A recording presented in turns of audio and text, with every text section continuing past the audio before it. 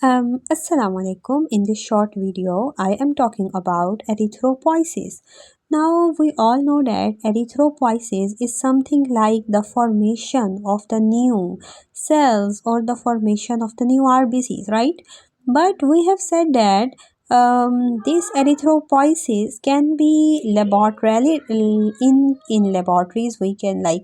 Uh, we can check it out with the help of this. Now what is this? This is the reticulocyte count.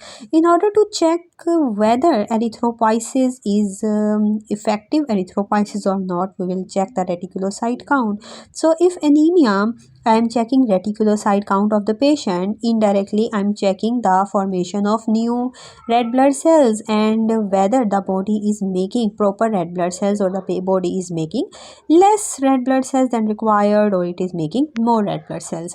Now, there are different factors that are act upon the erythropoiesis. Now, what are these factors?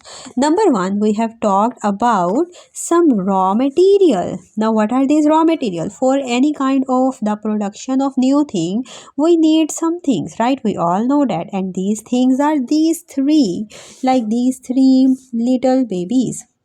This is iron, vitamin B12 and folate. So those persons whose iron, vitamin B12 and folate concentrations are normal, they will act as a raw material to create and to the formation of new cells. We all know that vitamin B12 and folate along with iron, that is very much important for the formation of RBCs, and there will be the reticulocyte count that will be normal, right? Now another factor is this erythropoietin that is basically coming from these little bodies, and these are the kidneys.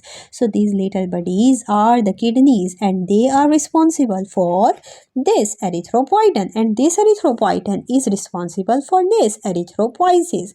And what do you mean by this? Whenever erythropoietin is more, erythropoiesis is more, then reticulocyte count will be increased, right? Because more cells will have more destruction, and more destruction release more reticulocyte count, right? So reticulocyte will be increased.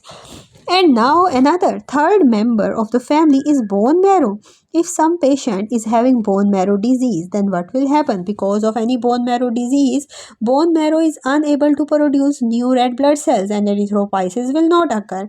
And now firstly we will look at these three factors. Now first factor is this iron, vitamin B12 and folate. Second one is the bone marrow disease, and third one is the erythropoietin. These three factors. Now the value of a reticulocyte count is 2%.